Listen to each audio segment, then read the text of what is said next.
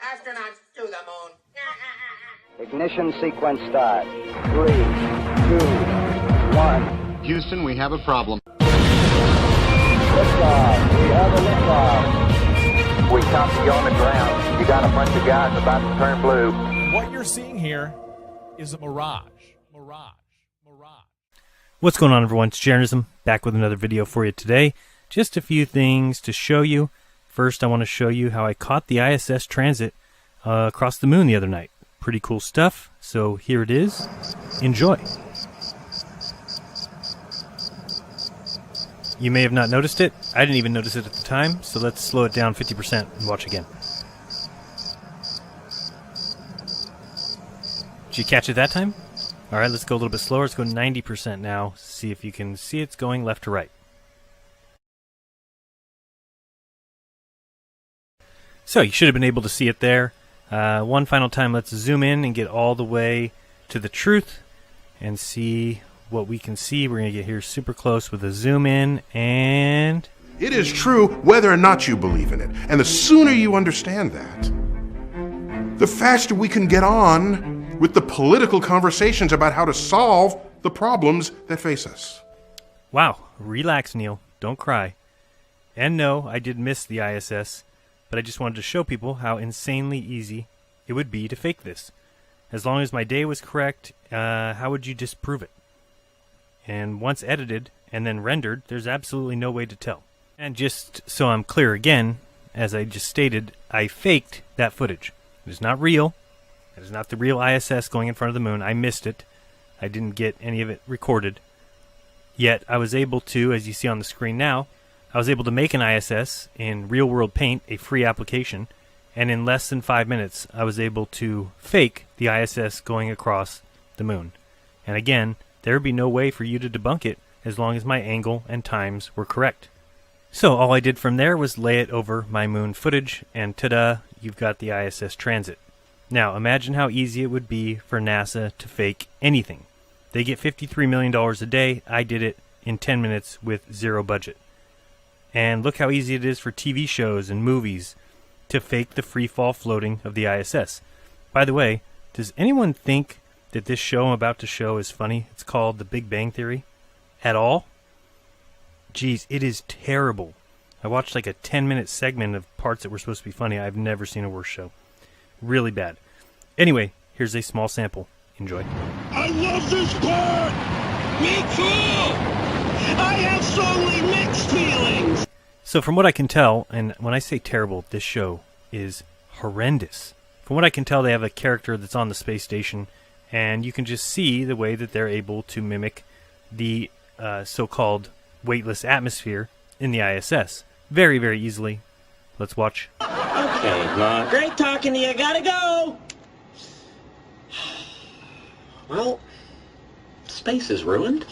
So you'll even notice here that he goes underneath that white tubing there, which would make most people, great researchers like Jera White, say, well, it couldn't possibly be on wires. There's my beautiful bride. Can you see me? I can. How are you? I'm amazing. I mean, this is even better than I dreamed. I look out the window and it's all so unbelievable. Hey, look, this pen is floating. How crazy is that?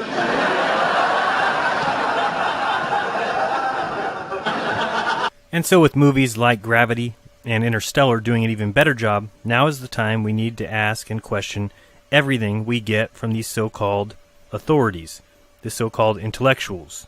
Because again, we see there with augmented reality or CGI, in what looks like real time, he flicks a pen that obviously isn't there. Alright, let's move on from there. It's time to talk to Neil Degrasse Tyson as he takes some chicken wing eating contest or something, but he makes some interesting points I thought we would highlight. So in your book, Astrophysics for People in a Hurry, you talk about how the shipping industry could save billions of dollars if they shipped in spheres rather than boxes. Because I read the book on Saturday, so it's still fresh in my mind. And it has me thinking about all the other ways that we leave time and money and energy on the table by being locked in these conventions. Are there some other things that drive you nuts in everyday life because you know as a society we can just do them easier, better, smarter? Yeah, I mean... I mean, I honestly thought he was kidding. Was that a joke? Ship things in spheres and we will save billions of dollars? Yeah. Has Neil ever seen how they ship things across the ocean? Has he ever seen how tightly shipping containers are packed? How could you pack boxes in a sphere? That's just not logical. Be on the lookout, though, for the ASS Tyson, which should be coming to a port near you.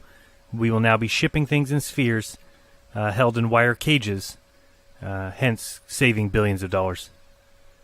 Gotta love science.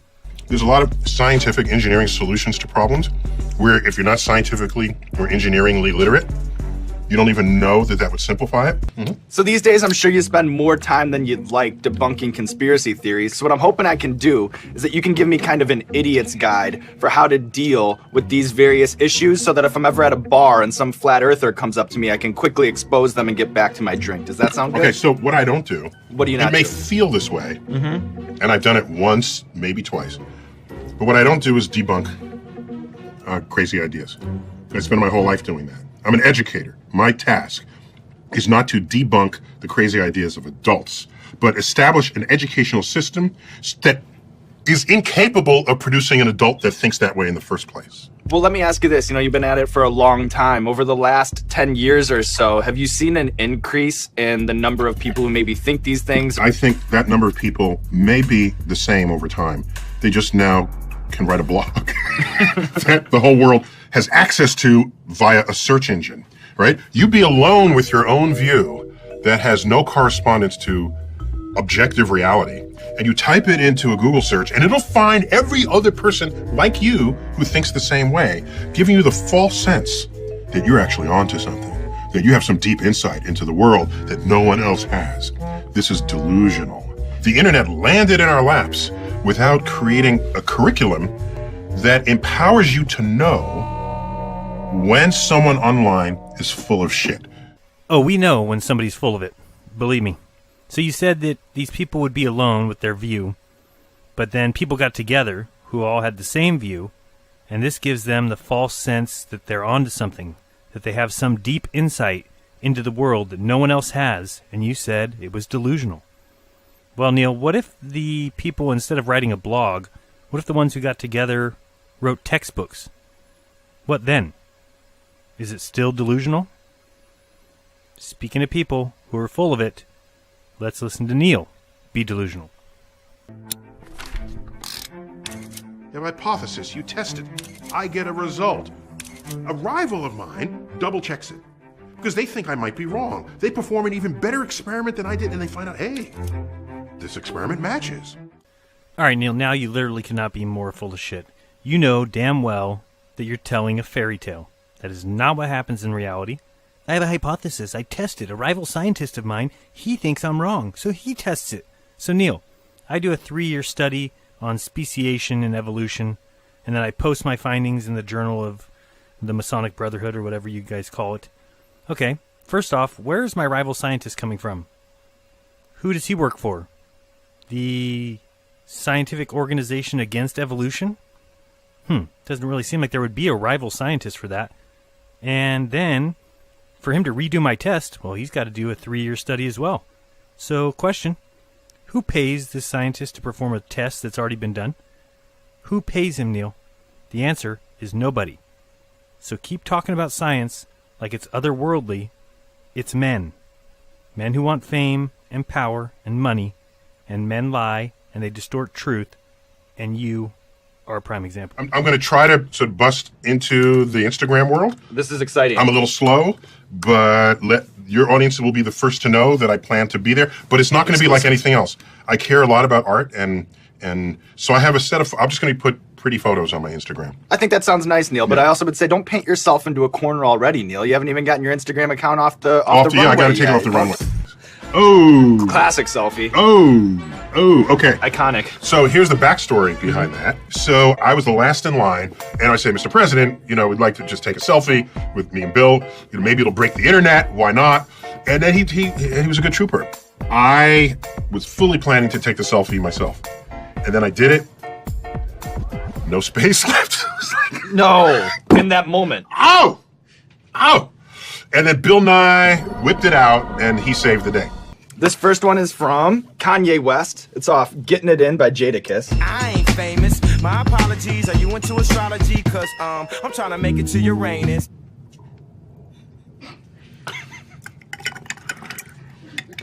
Okay, Uranus is Uranus until you're like 8 years old. Then thereon it's Uranus. So that's an abomination. But you give it to it until you're like graduate 3rd grade, and and you get out of your anal fixations, your scatological referencings. Neil, did you have anal fixations at 8 years old? It's a little strange.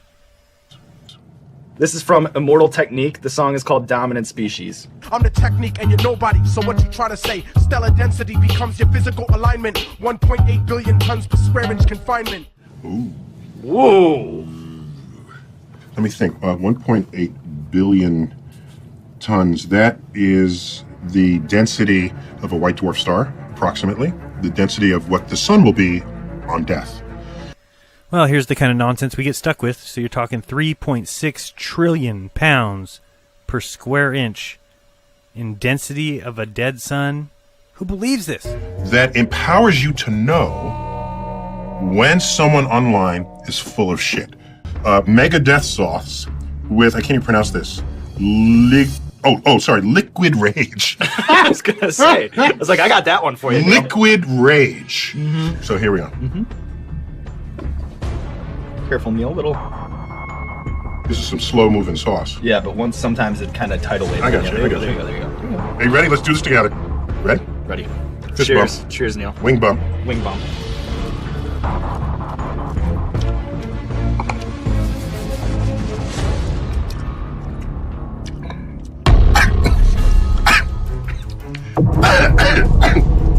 The liquid now has access, because liquid... The liquid rage. The liquid...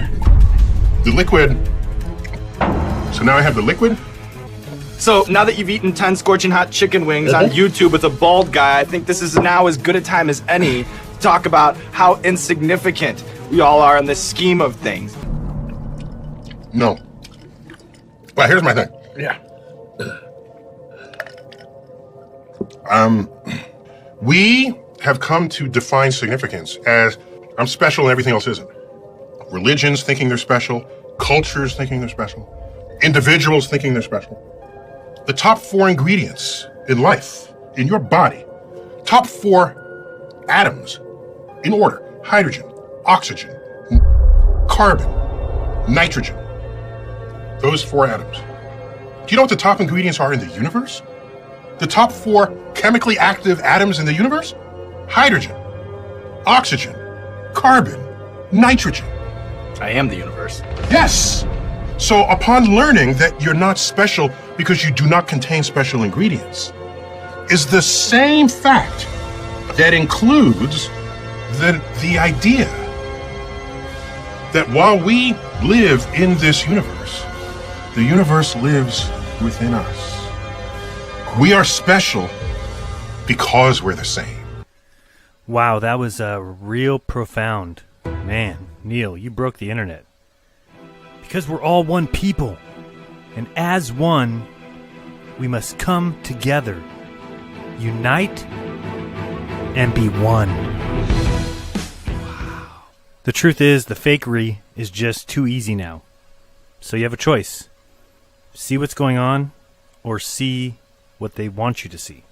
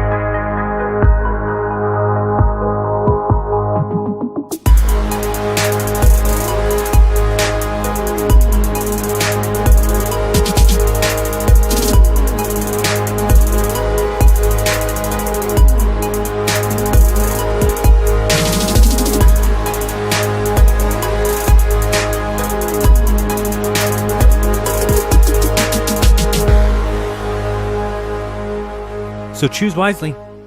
Thanks for watching, guys. Thank you, patrons. Thank you, friends. If you'd like to support this work or to become a patron, the links are coming up in a moment.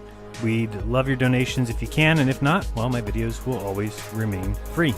So be kind, don't lie, and ship everything in the world in spheres and save billions. And that's true whether or not you believe in it. Till next time, this has been Jeranism. Peace!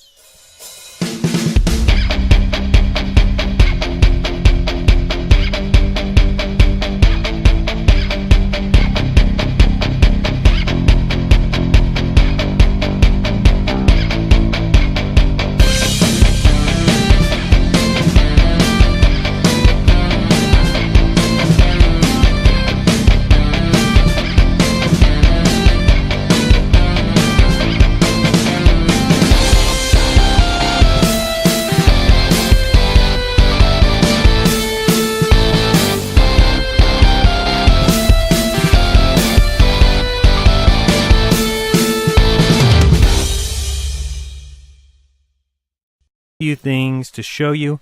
First, I want to show you how I caught the ISS transit across the moon the other night. Pretty cool stuff. So here it is.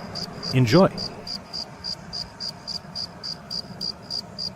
You may have not noticed it. I didn't even notice it at the time. So let's slow it down 50% and watch again. Did you catch it that time? All right, let's go a little bit slower. Let's go 90% now. I faked that footage. It is not real. It is not the real ISS going in front of the moon. I missed it. I didn't get any of it recorded. Yet I was able to, as you see on the screen now, I was able to make an ISS in Real World Paint, a free application, and in less than 5 minutes I was able to fake the ISS going across the moon. And again, there would be no way for you to debunk it as long as my angle and times were correct. With the political conversations about how to solve the problems that face us. Wow, relax, Neil. Don't cry. And no, I did miss the ISS, but I just wanted to show people how insanely easy it would be to fake this. As long as my day was correct, how would you disprove it? And once edited and then rendered, there's absolutely no way to tell. And just so I'm clear again, as I just stated, astronauts to the moon. Ignition sequence start. 3, 2, 1. Houston, we have a problem.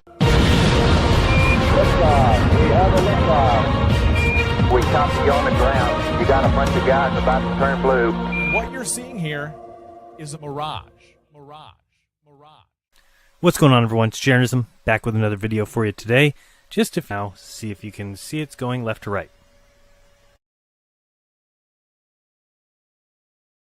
So you should have been able to see it there. One final time, let's zoom in and get all the way to the truth and see what we can see. We're going to get here super close with a zoom in, and It is true whether or not you believe in it. And the sooner you understand that, the faster we can get on